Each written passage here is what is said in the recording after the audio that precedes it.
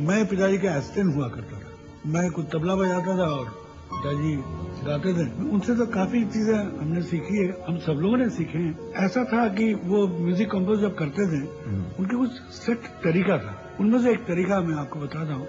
तो वो उल्टे बोल बोलते थे। जैसे बंगाली में बोलते हैं कि कोटा का छिलो, मतलब कितना किलो था कीमत, तो वो बोलते थे छोटा का किलो, 6 रुपया किलो। उल्टा इस तरीके से वो गाने को भी ऐसा बनाते थे। पिताजी हमेशा बोला करते थे कि कोई नयापन जो कहते हैं करना हो तो ये सब एक्सपेरिमेंट से करते रहो। मैं ये कहूंगा कि मेरा वो पीरियड में ऐसा हुआ कि मुझे वो पिक्चर मिली और मैंने दीदी के पास गया, जाके कहा कि दीदी ये पहला गाना है तो आपको गाने पड़ेगा। तो कहा क्यों नहीं गाऊंगी। उन दिनों में क्या होता था कि रिहर्सल हुआ करता था, तो वो आए हमारे घर पे रिहर्सल करने के लिए और रिहर्सल में गाना सुन के बहुत आशीर्वाद दी और उन्होंने कहा कि पिताजी से नहीं मिलाओगे। तो मैंने बोला कि वो दरवाजे पे खड़े हैं दूसरे कमरे में, वो आने की सोच रहे हैं।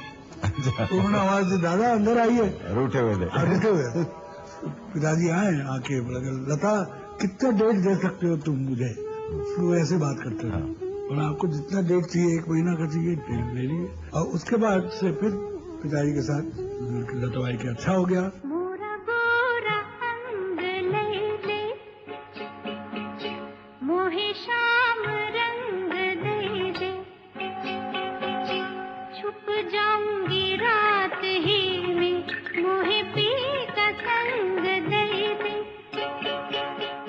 तीसरी मंजिल के टाइम में हमने सब गाने जो है ना सब कैबरे टाइप का बनाए, जानबूझ के बनाए।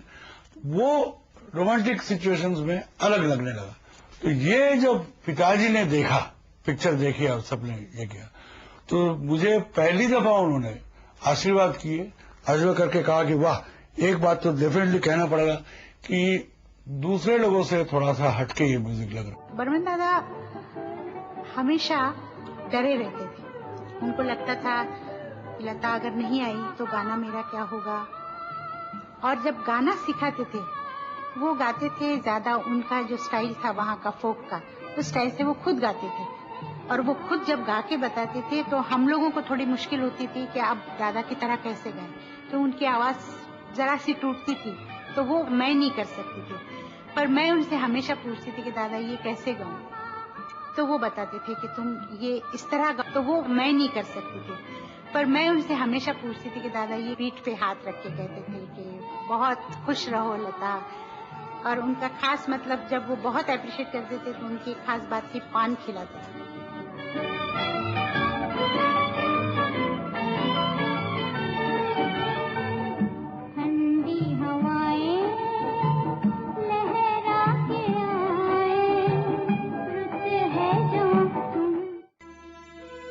हमारे हिसाब से तो हर म्यूजिक अपनी अपनी जगह पे अच्छे ही हैं, लेकिन अगर नंबर 1 देना ही है तो फिर हम एस.डी. बर्मन जी को देते। उसका कारण क्या है कि वो जो भी कंपोज गाना करते हैं उसमें जैसे आंखों से दिखाई देता है वो तो बराबर है, लेकिन कानों से दिखाई देता है। यानी कानों से आपको लगेगा कि गाना ऐसे पिक्चराइज हुआ होगा, इसका ये होगा, वो बस उनकी खूबी है।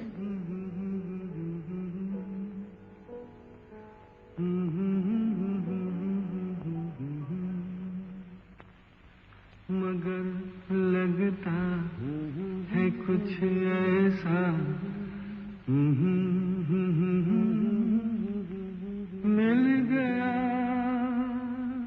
मगर न तुम हमें जानो न हम तुम्हें जाने। ये डुएट की सिचुएशन आई तो मुझे अच्छी तरह याद है, बर्मन साहब ऐसे बोल रहे हटाओ हटाओ, ये डुएट नहीं चलता है, चलो गाना रखो। मैंने कहा दादा मुझे लिखने दीजिए आप, मैं ये जो पुराना ढचर है उस पर नहीं लिखूंगा, मैं इसको बहुत ही विटी और बहुत ही कन्वर्सेशनल किस्म बनाऊंगा, तो एक नया स्टाइल आएगा डुएट सॉन्ग राइटिंग का जो इससे पहले नहीं है, जरा एक बार तो मुझे आजमा लेने दीजिए। तो उनका अच्छी बात है। ज्यादातर आप देखेंगे कि बर्मन साहब के साथ हमारे गाने डुएट ही हुए। छोड़ दो आंचल जमाना क्या कहेगा, ओ छोड़ दो आंचल जमाना क्या कहेगा। हा इन अदाओं का जमाना भी है दीवाना, दीवाना क्या कहेगा।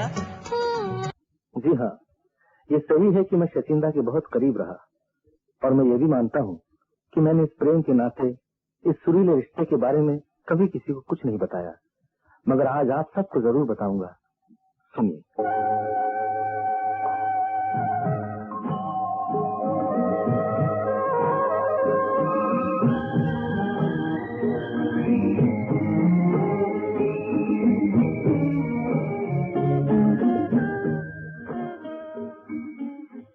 अक्टूबर, वो दिन, वो घड़ी कैसे भूल सकता हूँ।